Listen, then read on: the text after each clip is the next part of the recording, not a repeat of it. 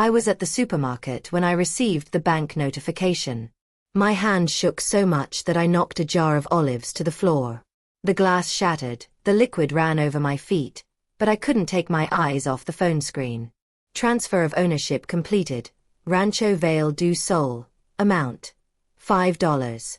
$5. My $2 million ranch had been sold for $5 damn.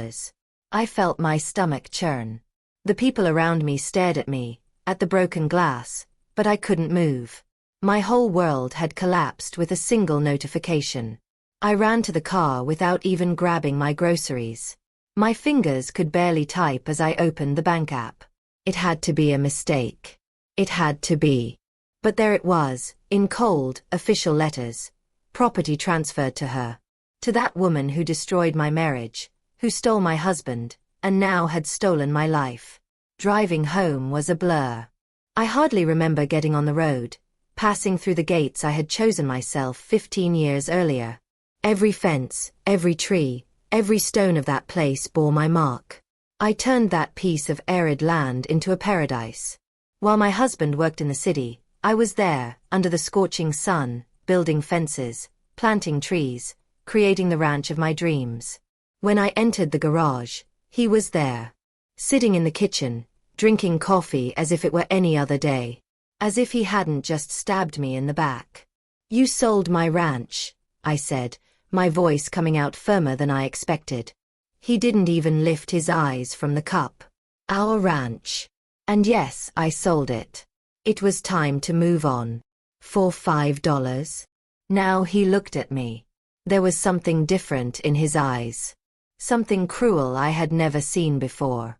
Or maybe it had always been there, and I just refused to see it. "It was the fair price for what it's worth," he said, and smiled. He smiled. She always wanted a place like that. And I wanted to give her that gift. Her. No name needed. Everyone in town knew. His secretary, 20 years younger, dyed blonde hair, nails always perfect. While I fed horses and fixed fences, he was in luxury hotels with her. "You can't do this," I said, feeling my voice start to fail. "That ranch is mine. I built it from scratch." "It's in my name," he replied, getting up from the chair. "I bought the land. I paid the bills. You just played at being a farmer while I actually worked." Every word was a stab. Played at being a farmer. As if the 15 years I dedicated to that place meant nothing. As if the early mornings feeding sick foals, the whole days under the sun, the nights planning every detail had no value. "You will regret this," was all I could say before leaving the kitchen. I locked the bedroom door and finally let the tears fall. I sat on the floor, leaning against the bed we'd shared for 22 years, and I cried. I cried for the marriage that ended, for the trust that was betrayed, for the ranch I had lost. But in the middle of the tears, something began to awaken inside me. A memory. A conversation I had 3 years ago with my best friend, a family law attorney. "You need to protect your assets," she had told me then, during a lunch. "I see this happen every day. Women who build empires and end up with nothing." I had laughed. My husband would never do that to me. But she insisted. And I, even thinking it was an exaggeration, had agreed to sign some papers. At the time, it seemed silly. An unnecessary precaution for a solid marriage. Now, sitting on the floor of my bedroom, those papers made perfect sense. I wiped my tears and picked up my phone. I needed answers before I acted. I called the property registry office, identifying myself as the owner. The attendant was polite, but confused. "Ma'am, according to our records, the property was transferred earlier this morning. The gentleman presented a power of attorney with your signature notarized." Power of attorney. He had forged my signature. Another crime to add to the list. "Can you send me copies of all the documents?" I asked, keeping my voice calm. "Of course. But I can only send them to the new owner now, since the transfer has been completed." "I understand. Thank you." I hung up and took a deep breath. He'd thought of everything. Or thought he had. But there was something he had no idea about. Something I had done in secret, protecting not only the ranch but the entire estate I had built. 3 years ago, following my friend's advice, I had created a complex legal structure. The ranch was indeed in his name in the public records, but the real property rights were in an irrevocable trust of which I was the sole beneficiary. The land, the animals, even the water from the artesian well, everything was protected. More than that, I had documented every cent I invested in that place. Every fence built, every animal purchased, every improvement made. All with invoices in my name, payment receipts from my personal account. I could prove I turned that arid land into a $2 million ranch. And there was more. Much more. In the last 6 months, since I discovered the betrayal, I hadn't been idle. While he thought I was depressed, locked up on the ranch, I was building my future.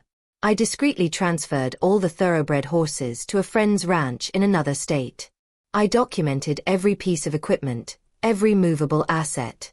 I opened accounts in my name and transferred half of all the savings we had together. My legal right. But the best part, the one he would never imagine, was the secret I discovered while going through his corporate emails. My husband wasn't just a successful lawyer. He had been embezzling clients' money for years. Small amounts that went unnoticed, accumulating in offshore accounts. And I had copies of everything. Every transfer, every document, every incriminating email. The question now was not whether I would react. It was when and how. I got up from the floor, washed my face, and looked at my reflection in the mirror. My eyes were red, but there was determination in them. He thought he had won. She thought she had won the prize. But both were about to discover they had underestimated the wrong woman. I grabbed my laptop and opened the folder I had been organizing for months. It was all there, evidence of the fraud, trust documents, financial records, even photos of them together in places he swore he'd never visited. I sent an email to my lawyer, "We need to talk. Tomorrow, first thing in the morning." Then I did something he would never expect. I packed a small suitcase and left the house. I wasn't going to give him the satisfaction of seeing me destroyed. I wasn't going to beg or make a scene. I was going to do something much more powerful. Disappear, organize my strategy, and strike when he least expected it. Before leaving, I left a note on the kitchen table. "Enjoy the house while you can." He wouldn't understand now, but he would soon. I drove to a downtown hotel, checked in, and finally allowed a smile to cross my face. Yes, I had lost a battle today. He had sold the ranch for $5 to his lover, humiliating me publicly, destroying years of work. But he didn't know that by doing that, he had signed his own sentence. Because that ranch he sold? Legally, it hadn't been his for 3 years. And the fraudulent sale he had just made? It was another documented crime, another piece of evidence to use against him. I opened my laptop and began reviewing every document, every piece of evidence, every detail of the plan I had been building. Tomorrow the real war would begin. And this time, I wouldn't lose. If you're enjoying this story and want to know how I managed to turn the tables on my husband and his lover, don't forget to subscribe to the channel so you won't miss the next chapters of this revenge. I woke up at 5 in the morning, even before the alarm went off. I hadn't been able to sleep properly, but it wasn't out of despair. It was pure adrenaline. I showered, put on my best suit, the one I kept for important occasions, and drove to my lawyer's office. She greeted me with strong coffee and a worried look. We had known each other for 20 years, since college. She had warned me about protecting my assets, and now she understood why that advice had been so crucial. "Tell me everything," she said, opening her laptop. I spent the next hour detailing every event. The fraudulent sale, the forged power of attorney, the embezzlements I had discovered. She took notes, sometimes frowning, sometimes smiling in a way that left me hopeful. "He committed several crimes," she said finally. "Document forgery, fraud, embezzlement. And this sale of the ranch? It's void. Completely void." "What do you mean?" Remember when you signed those papers 3 years ago? You transferred the real rights of the ranch into a trust. Your husband only had nominal title, but he couldn't sell without your actual authorization. The power of attorney he presented is fake, so the sale has no legal validity. I felt a huge relief, but she raised her hand before I could celebrate. But here's the problem, undoing this will take time. We'll need to go to court, prove the forgery, contest the transfer. It could take months. And meanwhile, she stays on my ranch? Technically, yes. Until we get an injunction. Rage bubbled up inside me again. Imagining that woman walking my land, sleeping in the house I decorated, riding the horses I raised. It was unbearable. Is there a faster way? I asked. My lawyer looked at me for a long moment, as if assessing something. Then she opened a different folder. There is one thing we can do. Something that will hit them where it hurts most. I'm listening. Those embezzlements you discovered? If we bring that to the Bar Association, your husband loses his license immediately. No license, no job, no income. And if we report it to the tax authorities, he faces criminal charges. But that doesn't get my ranch back. Not directly. But think about it. Without money, how will he defend himself in a divorce? How will he pay lawyers to uphold the fraudulent sale? He'll panic, and desperate people make mistakes. It made sense. But it still felt slow, too uncertain. What if I do both? I suggested. Contest the sale and report the crimes? Now you're speaking my language, she smiled. We'll destroy this man from every possible angle. We left the office with an action plan. She would start preparing the paperwork to contest the sale, while I organized all the proof of the embezzlements. We had 1 week to assemble the perfect case. But when I stepped out of the building, something unexpected happened. I saw her. The lover. Leaving an expensive home decor store, carrying full shopping bags, laughing on the phone. My blood boiled. She was spending my money, planning to redecorate my house, living my life as if she had a right to it. Without thinking much, I crossed the street and went straight to her. Having fun? I asked, my voice coming out calmer than I felt. She turned, and for a second I saw surprise in her eyes. But she quickly composed herself, lifting her chin with arrogance. Oh, you. He told me you might show up making a scene. Scene? You stole my ranch. I didn't steal anything. He gave it to me. That's different. The coldness in her voice shocked me. There wasn't a trace of remorse, not a hint of embarrassment. She truly believed she had a right to it. You know he's been married to me for 22 years, right? So, he doesn't love you anymore. Get over it. Get over it. As if 22 years of marriage could be discarded with 2 words. As if the ranch I built with blood, sweat, and tears was just another birthday present. Enjoy it while it lasts, I said, turning to walk away. Oh, you can be sure I will enjoy it, she shouted after me. By the way, I already hired an interior decorator. That house was so outdated. It needs a truly feminine touch. I stopped, took a deep breath. I wanted to turn around and say so many things. But I said nothing. I just kept walking. Because I knew something she didn't know. Soon she would have nothing left to decorate. Back at the hotel, I called some contacts I had made over the years at the ranch. Suppliers, veterinarians, other horse breeders. I needed information, and I needed discretion. The first call was to the vet who treated my animals. I need to know if anyone called asking about the ranch's horses, I asked. Funny you mention that, he replied. A woman called yesterday, saying she was the new owner and wanted to schedule a full checkup for the animals. And did you schedule it? Of course not.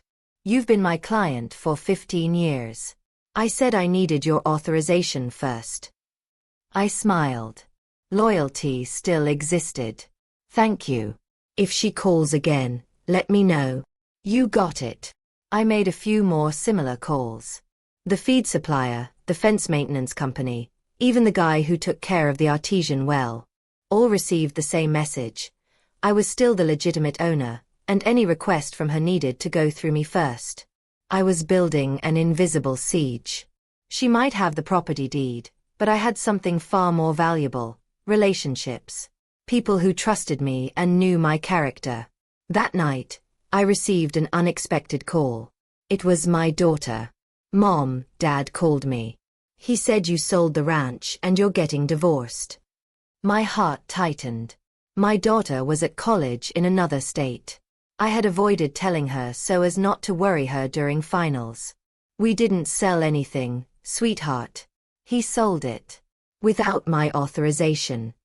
"What do you mean? Is that legal?" "No. And I'm taking care of it." There was a long pause. Then she said something that surprised me. "Mom, there's something I need to tell you. About 6 months ago, Dad asked me to sign some papers. Said it was to list me as a beneficiary on a life insurance policy. I signed without reading carefully. My stomach churned. What kind of papers?" "I don't know. He said it was just a formality. But now I'm worried. Did I put my name on something illegal?" "Send me photos of everything you signed. Now." Minutes later, I received the images. I examined each page with growing concern. They weren't insurance documents. They were papers transferring shares of a company he owned, a company I didn't even know existed. And my daughter, unknowingly, had been used as a front. This changed everything. He wasn't just committing fraud against me. He was involving our daughter in illegal schemes. He was using her innocence to hide assets. I called my lawyer immediately, even though it was nearly midnight. "He involved my daughter," I said as soon as she answered. "He used her to transfer assets." "That's serious. Very serious. If we can prove she did it without understanding, he could be charged with coercion of a minor." "She's 20. But she was a financially dependent student when she signed. That can still qualify as coercion." The next day, my lawyer obtained something that left me breathless. A preliminary court order freezing all assets in his name.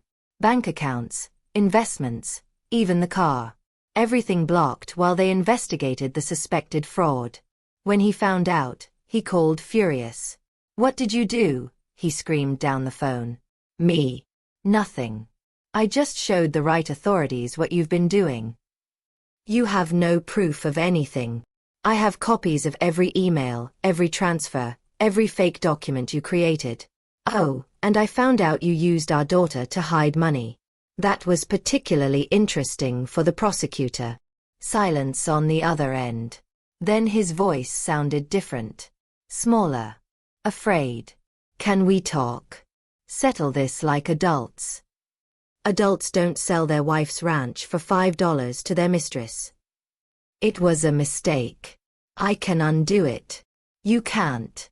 But the justice system can. And it will. I hung up and, for the first time in days, felt like I could breathe properly. He was beginning to understand the hole he had dug for himself. And best of all, she still didn't know anything. Because the ranch he sold for $5? It was laden with debts that I had strategically let accumulate over the past months. Overdue taxes, maintenance fees, even environmental fines for poorly positioned fences that I had anonymously reported. She thought she'd won a $2 million prize. In reality, she had inherited liabilities of nearly $300,000 in debt.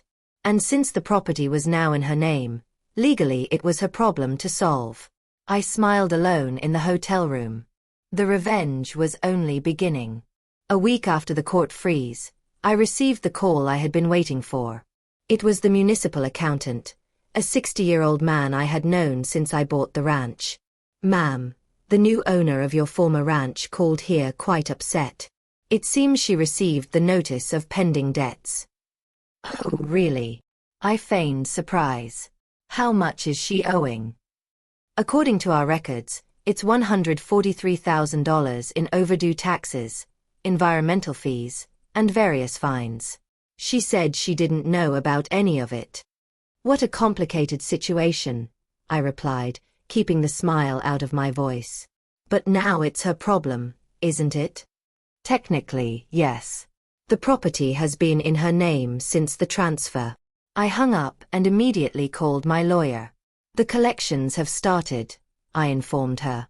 Perfect. And there's more news from my side. The ethics board has opened a formal investigation against your husband. 3 clients have already come forward with suspicions of embezzlement after we strategically leaked information. We leaked. A lawyer friend of mine casually mentioned over lunch with other colleagues that there were inconsistencies in his firm's financial records. People talk, you know how it is. I knew. And that was exactly what I was counting on. In the following days, I implemented the next phase of the plan. I visited each of the ranch's suppliers personally, bringing documents proving I was the real investor in the property. I didn't need to ask for anything. I just showed the truth, and they drew their own conclusions about who to do business with. The feed supplier was the first to call her, informing her that the contract was suspended until the old debts were settled. Then came the maintenance company. Then the veterinarian. One by one, the ranch's essential services began to be cut off. She tried calling me several times.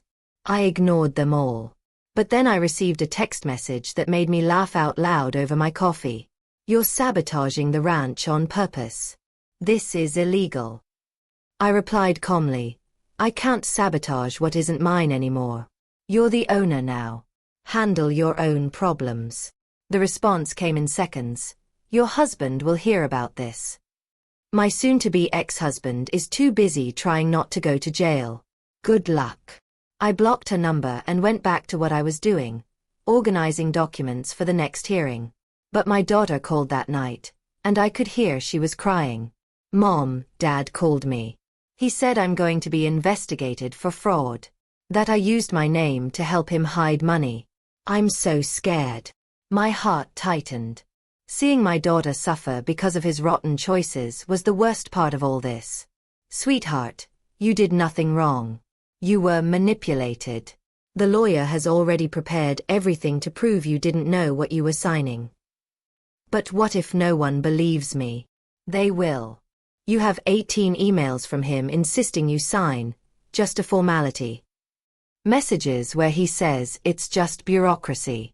You're 20 and financially dependent as a student. Any judge will see that as coercion.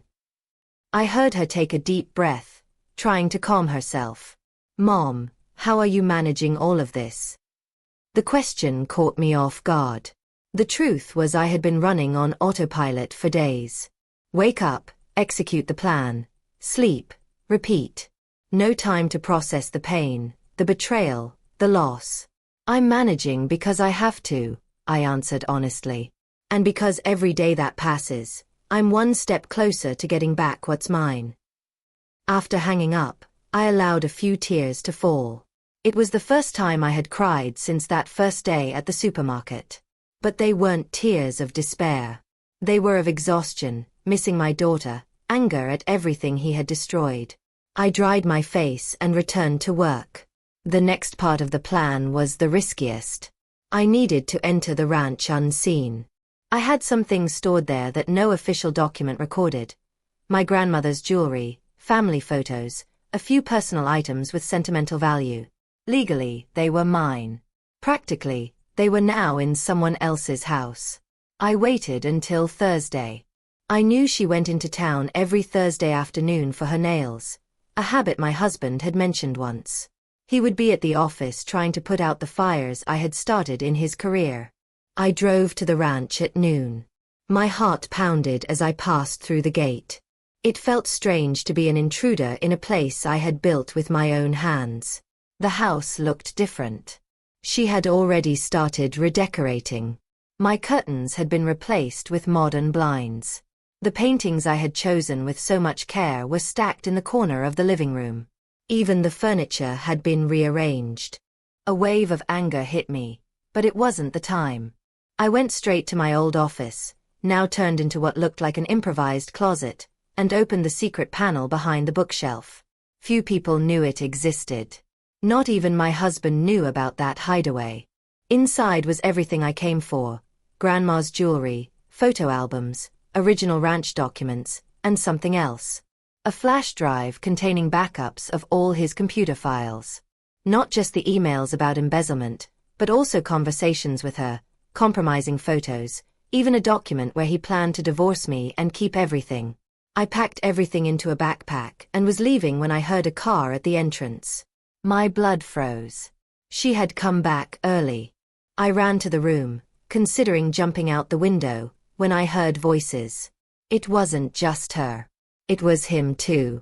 And they were arguing. "You said the ranch had no debts," she shouted. "I didn't know." She must have let everything fall behind on purpose. Of course she did. She planned this. And you fell right into it. Don't speak to me that way. I'll speak how I want. You promised me a problem-free property. Now I'm facing almost $300,000 in debt and not a cent to pay because your accounts are all frozen. I'll figure it out. You're pathetic. You know what's worse? I'm starting to think she's smarter than both of us together. Shut up. It's true. While you thought you were deceiving her, she was setting a trap. And we fell right in. I heard a thud, as if he had punched the wall. I'm going to regain control of this situation. How? Your career is over. Your accounts are frozen. Even your own daughter is being investigated because of you. You destroyed everything. Silence. Then I heard something that surprised me. He was crying. I ruined everything, he said, sobbing. I had a good life, an amazing wife, a wonderful daughter. And I threw it all away. Oh, now you realize? After promising me the world. I loved her. I really loved her. I don't know what came over me. I felt something strange hearing that. It wasn't satisfaction, nor pity. It was just emptiness. As if those words came too late to mean anything. You need to fix this, she said, and I noticed her voice sounded different. Less aggressive. Almost calculating. You need to make a deal with her. She won't accept any deal. She will if you offer the right thing. What does she really want? The ranch. Then give her the ranch. Undo this stupid sale, return everything, and apologize. And you. Me. I'm leaving. This has become a nightmare. Not what you promised me. I heard footsteps approaching the room. I looked around desperately. There was no way out unseen. The window was my only option. I opened it slowly, grateful I had oiled the hinges years ago. I tossed the backpack first, then swung my legs out. It was a drop of nearly 2 meters, but I had jumped from moving horses before. I could do it. I jumped just as the bedroom door opened. Landing on the grass, I rolled to absorb the impact and ran crouched to the side of the house. My car was parked far enough to be out of sight from the window. I got in, started the engine slowly, and left via the service road I had built years ago. In the rearview mirror, I saw the house fading behind me. My house. My ranch. My life. But not for long. Because now I had something even more valuable than any legal document. I had confirmation that they were panicking. And people in panic make mistakes. I drove straight to my lawyer's office and dumped the contents of the backpack on her desk. Does this change everything? I asked. She picked up the flash drive, connected it to her computer, and began examining the files. With each document she opened, her smile grew wider. Change. This doesn't just change things. This ends the game. What do you mean? He has detailed plans here showing how he was going to leave you with nothing. Conversations where he admits the sale was meant to harm you.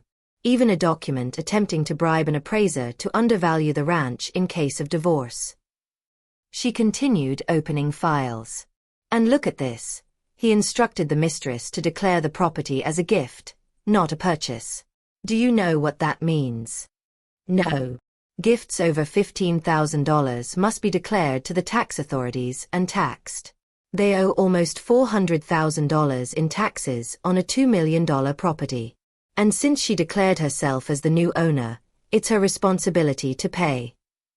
My legs went weak. I sat in the chair across from the desk. They're completely destroyed.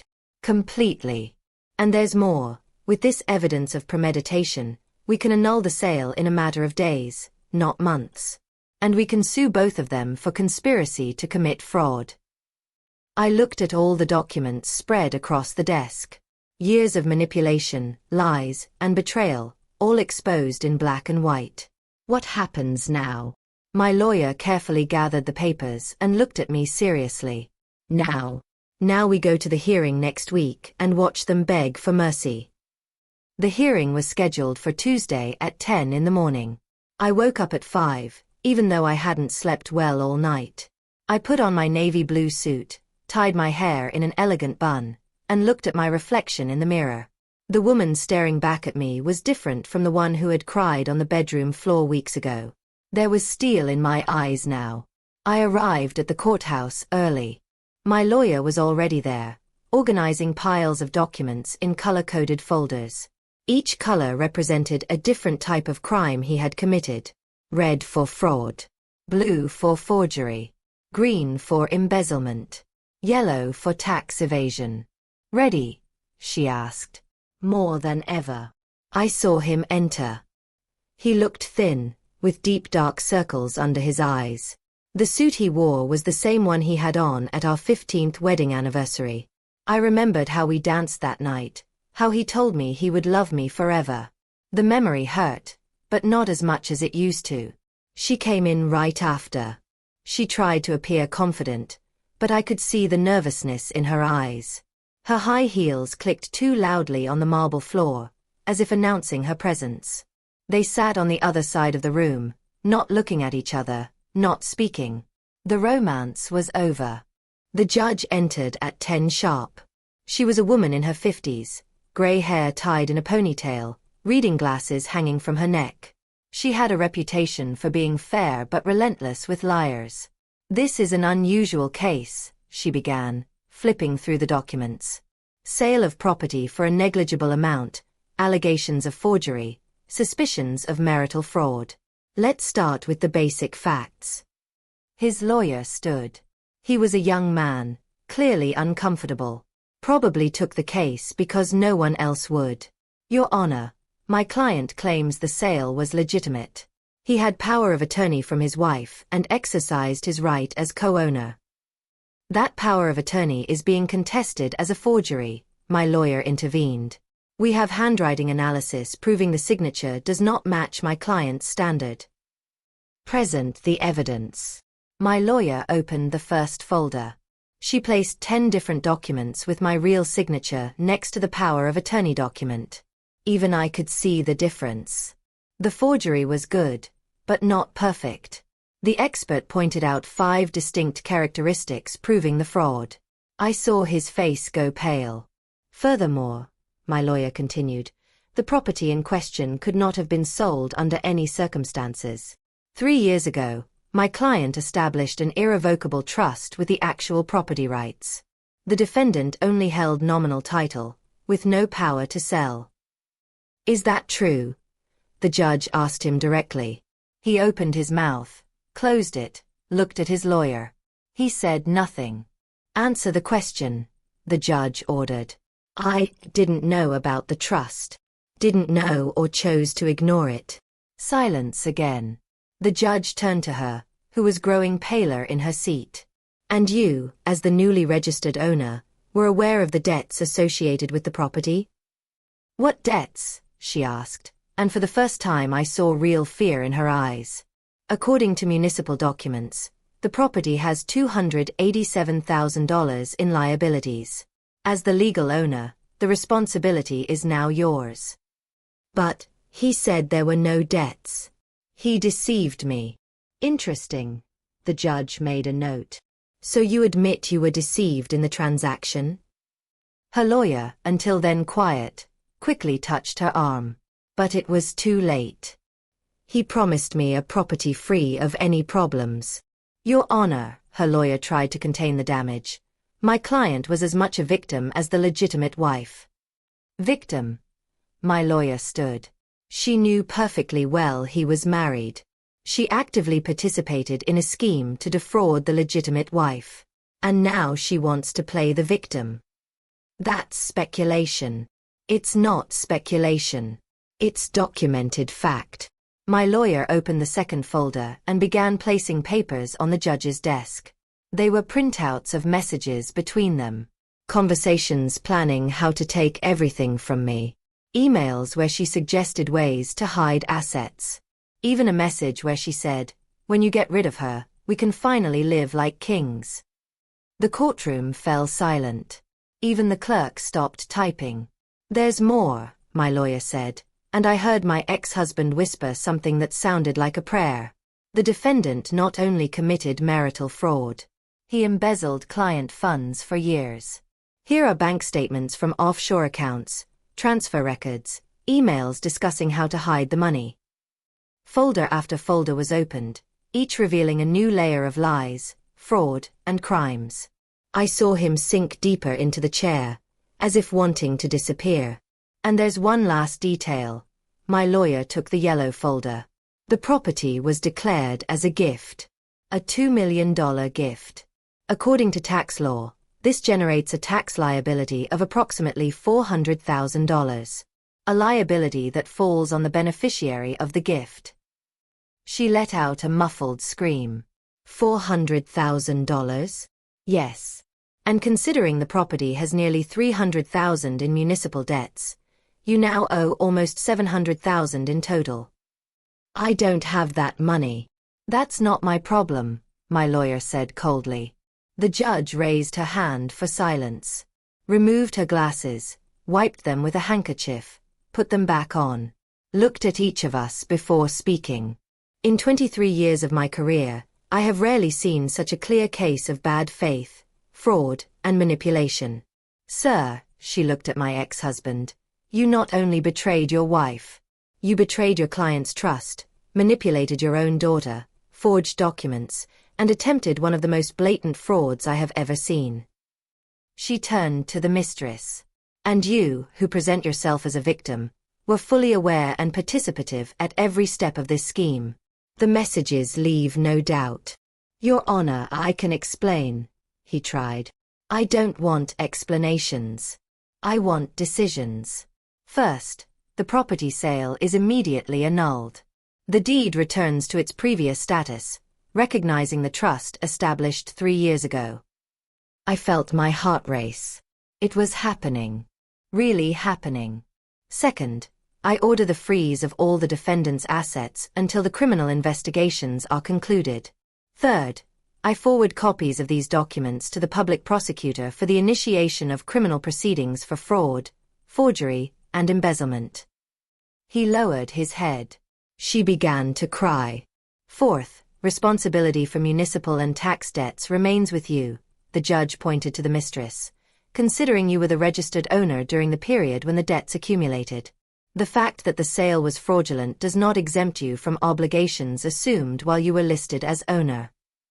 But that's not fair, she screamed. Fairness would have been for you not to sell your wife's property for $5 to your mistress, the judge replied coldly. Fairness would have been for you to be honest and upright. But since neither of you chose that path, you will bear the consequences. She stood up, furious, pointing at him. This is your fault. You promised me everything and left me with debts. You ruined my life. I ruined it. You wouldn't stop asking for more and more. It was never enough. Silence. The judge banged the gavel. Save your mutual accusations for another time. We are adjourned here. I rose from the chair, my legs trembling. It was over. After weeks of planning, sleepless nights, tears, and anger, it was finally over. My lawyer hugged me. You did it. You got everything back. But when I looked at him, still sitting with his head down, I didn't feel the satisfaction I expected. I only felt exhaustion. 22 years of marriage ending in a courtroom, with accusations of crimes and betrayals. He lifted his eyes and our gazes met. I saw regret there. I saw the belated understanding of what he had lost. But it was too late. Too late for apologies, explanations, or new beginnings. I turned my back and left the courthouse. Outside, the sun shone brightly. I took a deep breath, feeling the fresh air fill my lungs. I grabbed my phone and called my daughter. "It's over, darling. I got the ranch back."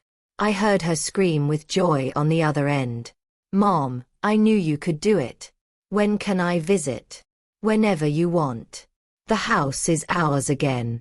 I hung up and stood there for a moment, just feeling. It wasn't victory I felt. It was a new beginning. It was the possibility of rebuilding, moving forward, creating something new from the ashes of what had been destroyed. I got in the car and drove straight to the ranch. This time, not as an intruder, but as the rightful owner. I passed through the gate, drove up the dirt road I had paved myself, and stopped in front of the house. It looked different, with the changes she had made. But it was mine. And I was going to transform it again. I entered slowly, touching the walls, feeling the texture of the wood. I went to the office and opened the windows. Sunlight flooded the space. I sat in the chair and looked out at the view I loved so much. The fields stretching as far as the eye could see. Horses grazing peacefully. The fences I had built with such care. Everything was back in my hands. Not the way I had imagined, not without pain and struggle, but it was back. I picked up a paper and pen. I had plans for this place. New dreams to build. I would turn the ranch into an equine therapy center for children. I would give a greater purpose to the land I almost lost.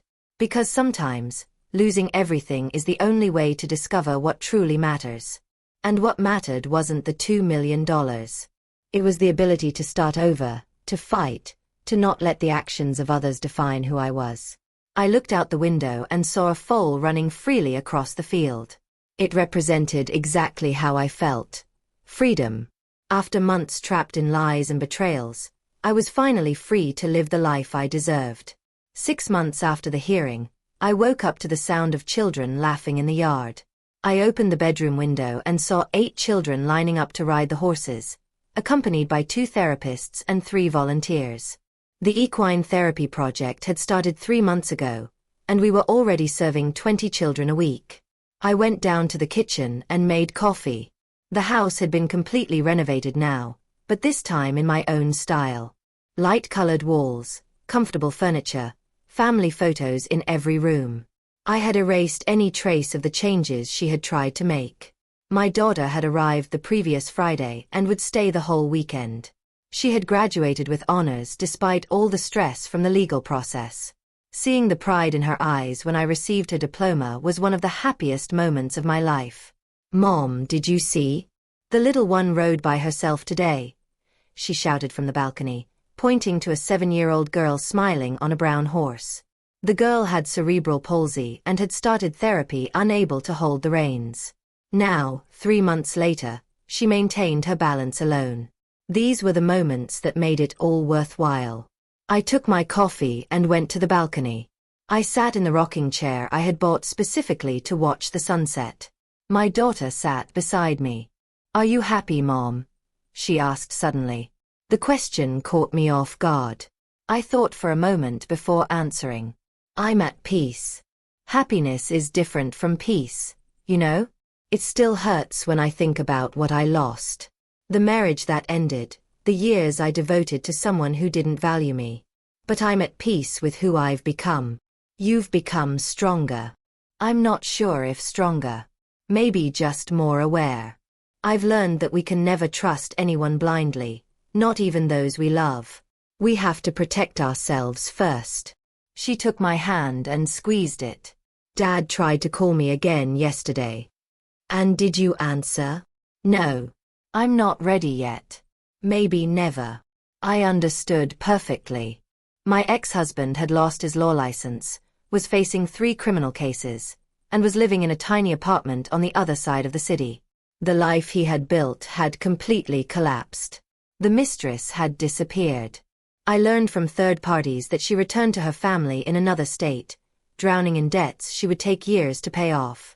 The romance that had seemed so perfect lasted only a few weeks after the hearing. "You know what's stranger?" I said, watching the children play. "I don't feel satisfaction from their destruction. I thought I would. I planned every detail of the revenge, expecting to feel that sense of justice being served. But when it happened, I only felt emptiness. Why do you think that is?" "Because revenge doesn't heal anything. It just distracts from the pain for a while. True healing came from rebuilding, from creating something new and meaningful.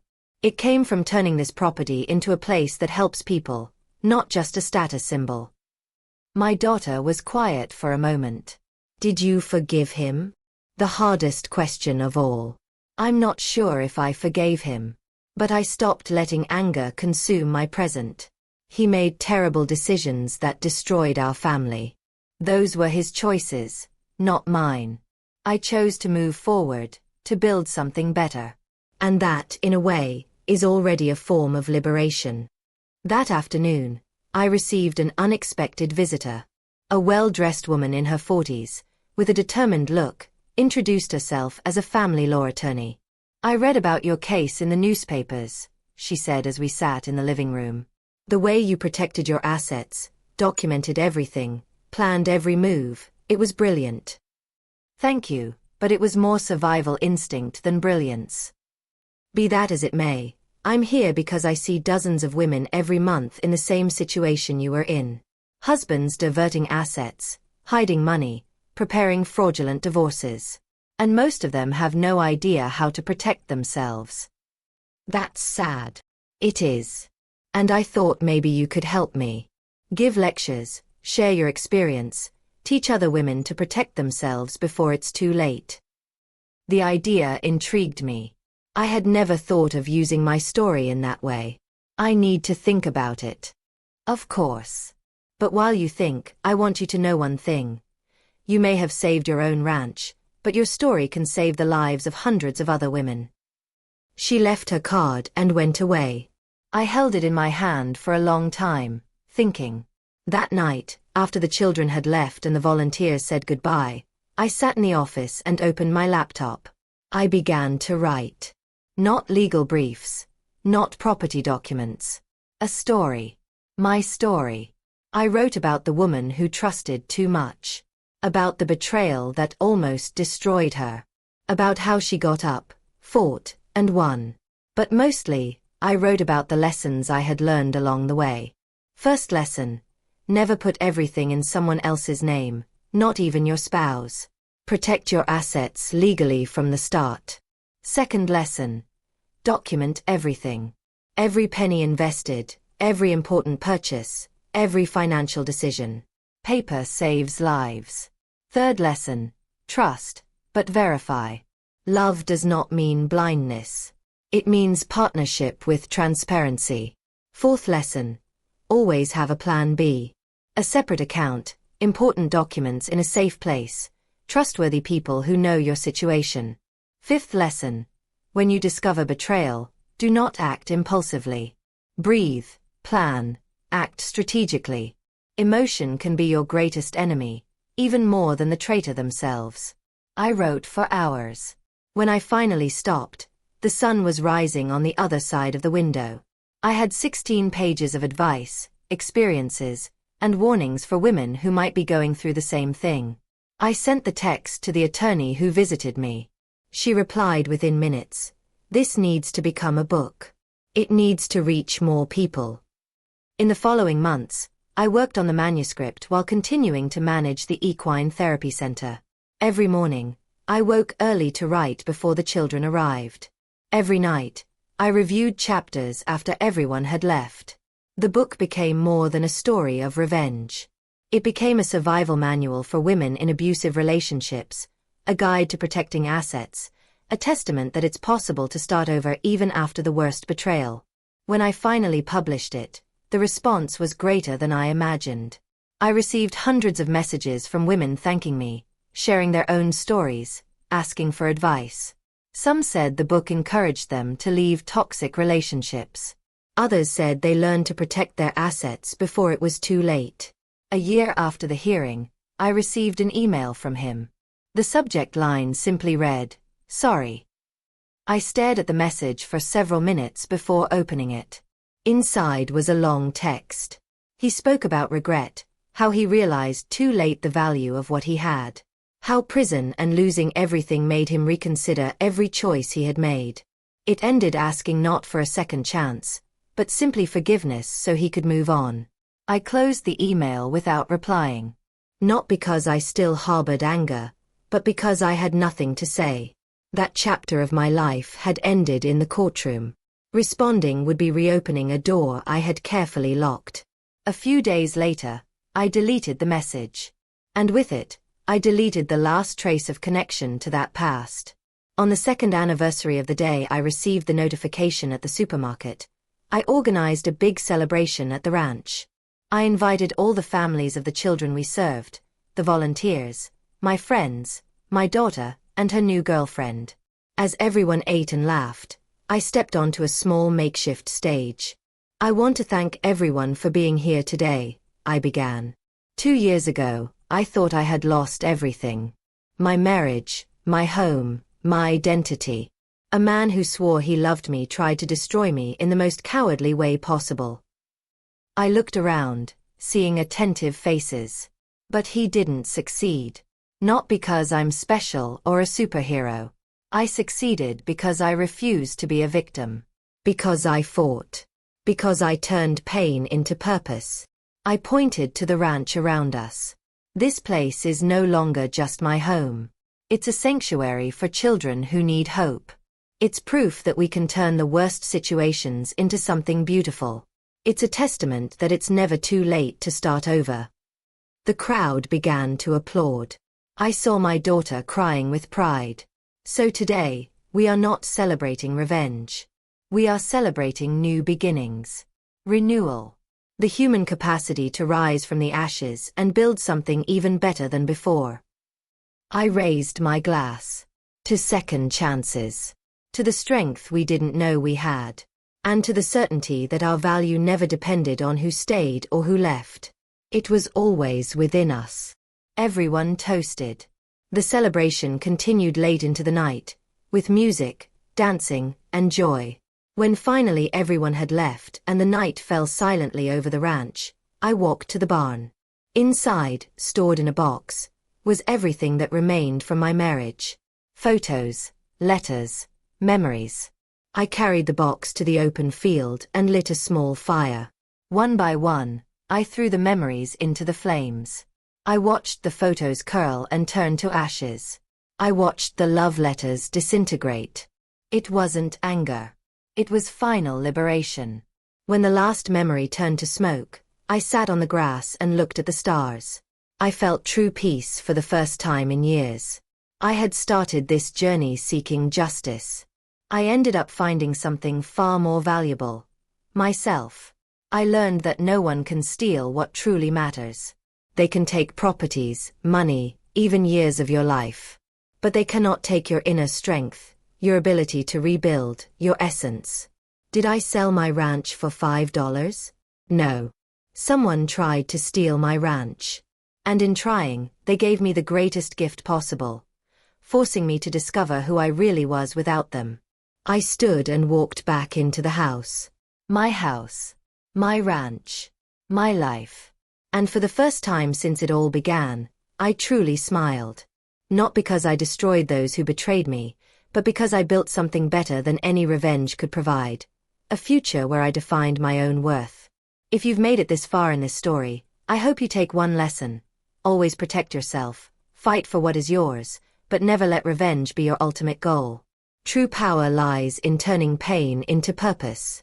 And if you enjoyed this story and want to keep following more inspiring tales of overcoming adversity, don't forget to subscribe to the channel.